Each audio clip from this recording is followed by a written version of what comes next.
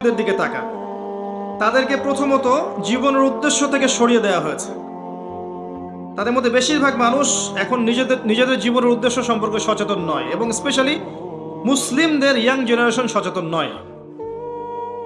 তাদেরকে দুনিয়াবি সাফল্যের পিছনে ছোটানো হচ্ছে, বস্তুবাদিতার পিছনে ছোটানো হচ্ছে, বোঝানো হচ্ছে যে আপনাকে একটা বড় বাড়ি করতে হবে, গাড়ি করতে হবে, টাকা পয়সা আর্ন করতে হবে, জমি জমা করতে হবে, ব্যাংক ব্যালেন্স করতে হবে, স্ট্যাটাস বাড়াতে হবে, এটাই আপনার জীবনে প্রতিষ্ঠিত হওয়ার মূল মানদণ্ড, তাই না? এটা বোঝানো হচ্ছে এবং সবাই এটা হজম করে ফেলেছে। এটা কিন্তু সবাই হজম করে ফেলেছে। আমরা জানি এটাই, জীবনে কিছু করতে হবে, নিজের পায়ে দাঁড়াতে হবে, এই জিনিসগুলো চাই আমার। এটা পেতে গিয়ে যদি দিনকে আমাকে অ্যাভয়েড করতে হয়, কম নামাজ পড়তে হয়, দাড়ি নাও রাখতে হয়, টাকা নিচে কাপড় পরতে হয়, কোনো সমস্যা নেই, সমস্যা কিছু নেই। এরকম সেন্টিমেন্ট তৈরি হয়ে গেছে আমাদের আগে। আবার অ্যাট দ্য সেম টাইম এই যুব সমাজদের একটা অংশকে দেখবেন আপনি অহেতুক কিছু পড়াশোনার পিছনে ব্যস্ত রাখা হয়েছে, সময়ের অপচয়ের পিছনে ব্যস্ত রাখা হয়েছে, মাদক দ্রব্যকে সহজলভ্য করে দেওয়া হয়েছে। এবং আপনি প্রচুর যুবককে দেখবেন যারা মাদকাসক্ত, এদেরকে দেখবেন আপনি পর্নোগ্রাফিতে আসক্ত রাখা হয়েছে। এবং তাদের এই আসক্তির ফলে তাদের অন্তরের যে ঈমান আর নূর, এই আত্মাটা কিন্তু মরে গেছে। একটা মেয়েকে তারা মেয়ে মনে করে না, একটা দেহে গোষ্ঠের টুকরা মনে করে, দ্যাটস অল। এবং এই পর্ন মেয়েদের মধ্যেও ছড়িয়ে দেওয়া হয়েছে। মেয়েদেরকে বোঝানো হয়েছে যে তোমরা আর পুরুষরা সমান, নারী পুরুষ সমান, কোনো পার্থক্য নেই, অতএব তুমি তার সাথে ফ্রি মিক্সিংয়ে চলতে পারবে। স্কুলে ফ্রি মিক্সিং, কলেজে ফ্রি মিক্সিং, বিশ্ববিদ্যালয়ে ফ্রি মিক্সিং, চাকরি ক্ষেত্রে ফ্রি মিক্সিং, মার্কেটে সব জায়গায় ফ্রি মিক্সিং। এবং বোঝানো হচ্ছে ফ্রি মিক্সিংয়ে চললেও একটা মেয়েটিকে খারাপ নজরে আবার দেখতে পারবেন না, দেখলে আপনাকে আইনের আওতায় আনা হবে। এই হযবরল অবস্থার মধ্যে দেখা গেছে যে নারী পুরুষ একসাথে থাকতে থাকতে জেনা বেড়েছে, এর কোনো শেষ নাই, ধর্ষণ বেড়েছে, এর কোনো প্রতিবন্ধকতা নাই, এবং এর কোনো সবগুলোর একই মানদণ্ডে বিচারও হচ্ছে না। আপনি খেয়াল করে দেখবেন ব্যভিচার বেড়েছে, সংসারগুলো ভেঙেছে, ডিভোর্সের সংখ্যা ভেঙেছে, এবং নারী পুরুষের যে মূল্যবোধ, হৃদ্যতা, ভালোবাসা, এটা ভেঙে গেছে। এর ফলশ্রুতিতে আরও একটা সমস্যা হয়েছে, সেটা হলো সমকামিতা। এখন ছেলে আর মেয়ের দিকে মজা পাচ্ছে না, এখন ছেলে ছেলের দিকে যাচ্ছে। এবং এটা এখন র্যাপিডলি বাড়ছে, সারা ওয়ার্ল্ডে র্যাপিডলি বাড়ছে সমকামিতা, কওমে লূতের সে আচরণ। নবী সাল্লাল্লাহু আলাইহি ওয়াসাল্লাম বলেছিলেন আমার উম্মতের মধ্যে এই সমস্যাটা আসবে, আমার উম্মতের মধ্যে সমকামিতা ছড়াবে। সমকামীদের সংগঠন পর্যন্ত আমাদের দেশেও আছে, বাইরের কান্ট্রিতেও আছে, তারা আন্দোলনও করে থাকে অধিকারের জন্য। নারী পুরুষের ফ্রি মিক্সিং এর মধ্য দিয়ে আপনার এই জিনা, এই আপনার এই পর্নোগ্রাফি, এই যে অশ্লীল সংস্কৃতি, এগুলো দিয়ে পরিবারগুলো যখন ভেঙে গেছে, হৃদ্যতা, বন্ধন, ভালোবাসা এগুলো উঠে গেছে। ভালোবাসার জায়গা দখল করেছে এখন যৌনতা, ভালোবাসার জায়গা এখন যৌনতা দখল করেছে। আমার কথা কি বুঝতে পারছেন? যৌনতা এক অন্য জিনিস, আর লাভ, ভালোবাসা কিন্তু অন্য একটা জিনিস, তাই না? আপনি মাকে ভালোবাসেন না, এখানে যৌনতার ছোঁয়া আছে।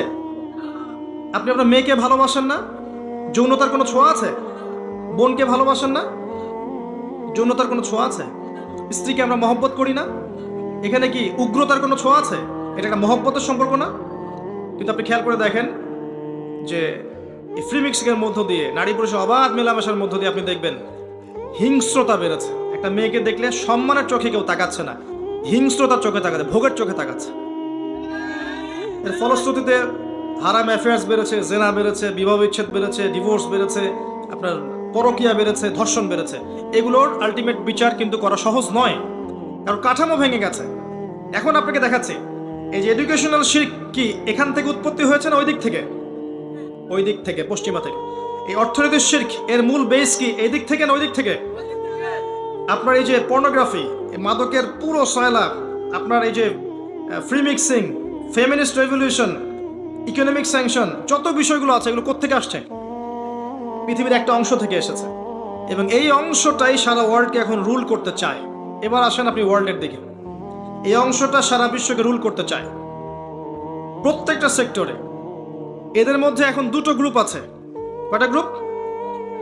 একটা গ্রুপ উদ্ধত অহংকারী, যাদেরকে আমরা বলছি যে পশ্চিমা সভ্যতা, যার সাথে যে নেটো আছে, ওয়ার্ল্ড ব্যাংক আছে, ইউনাইটেড নেশনস আছে, আপনার আমেরিকা আছে, ইসরায়েল আছে, ব্রিটেন আছে, এরা সবাই একজোট।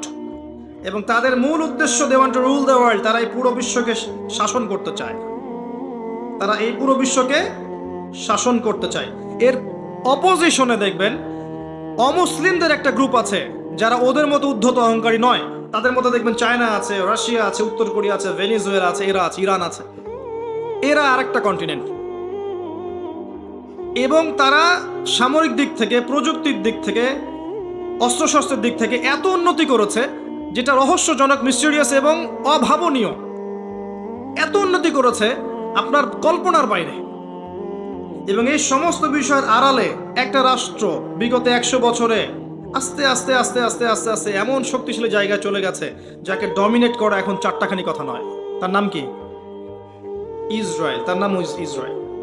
বিগত 70-80 বছরে সে যা করেছে, আরবদের কলিজার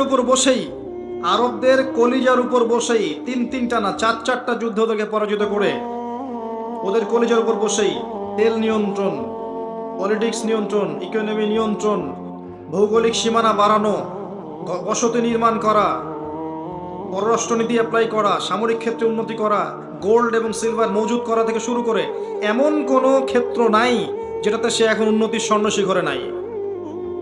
তখন আমরা কি করছিলাম? আমরা জিলাপি খাচ্ছিলাম এবং খোরমা খাচ্ছিলাম। এবং আমরা কি করছিলাম দেখেন, আমরা ছিলাম ও অমুক, ও হানাফি, ও সালাফি, ও বেরলবি, ও তাবলিগ, ও জামাত, ও দেওবন্দি, ও আটরশি, ও মাইজ ভান্ডারি, এগুলোতে ছিলাম আমরা।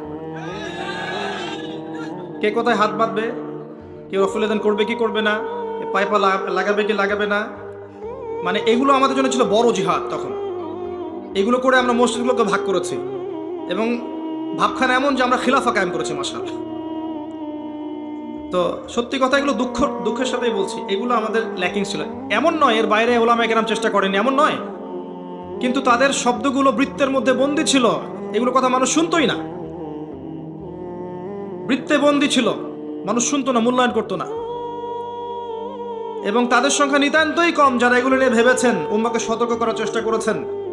এক পর্যায়ে তাদের অবস্থান হয়েছে হয় মাটির তলে, না হলে নিরুদ্দেশ নাই। তো আমরা বিশ্বাস করি ইনশাআল্লাহ যে আমাদেরকে দ্বারা হয়তো কিছু হচ্ছে না এবং হয়তো বা হবেও না, আল্লাহ ভালো জানেন। কিন্তু একটা প্রজন্ম আসবে ইনশাআল্লাহ সামনে, যেই প্রজন্ম ইনশাআল্লাহ আযজা ওয়া জাল আল্লাহর জমিনে আল্লাহর দ্বীনের পতাকা কায়েম করেই ছাড়বে ইনশাআল্লাহ। আমি পারলাম না, আমার সে যোগ্যতা নাই, আমরা হয়তো পারলাম না, ব্যর্থ, কিন্তু ইনশাআল্লাহ এমন একটা প্রজন্ম আসবে যারা এটা এই আল্লাহর জমিনে এটা করে দেখাবে ইনশাআল্লাহ। এই সময়টুকুর মধ্যে ও রাইজ করেছে এবং সে সামনে ইনশাআল্লাহ এই কারণে বলছি যে এর পরেই কিন্তু দাজ্জালের বের হওয়াটা আসবে। দাজ্জাল বের হয়ে কিন্তু এই জিউসদেরকে নিয়েই বিশ্ব শাসন করবে। অতএব তারা আরো উন্নতি করবে, তারা প্রতিটা ক্ষেত্রে দেখবেন আরো উন্নতি করবে এবং দিন দিন দেখ মুসলিমদের জন্য জমিন সংকুচিত হবে, জুলুম বাড়বে, অত্যাচার বাড়বে, আমাদের উপর এই বিপদ আপদ বালা মুসিবত আরো বেশি করে আসবে এবং সে উন্নতি করবে এবং দেখবেন সে সারা ওয়ার্ল্ডকে রুল করছে থেকে মাসিহুদ দাজ্জাল ওদেরকে নিয়ে বিশ্ব শাসনের মিশনে নামবে। ঠিক তখন আল্লাহ রাব্বুল আলামিন এই যে ইমামুল মাহদি, ঈসা ইবনে মারিয়াম, এই ব্যাটলগুলো আল্লাহ ভালো জানেন, হয়তো বা নিউক্লিয়ার ওয়ারও হতে পারে, আল্লাহ ভালো জানেন, এগুলো পরে হবে ইনশাআল্লাহ তাআলা।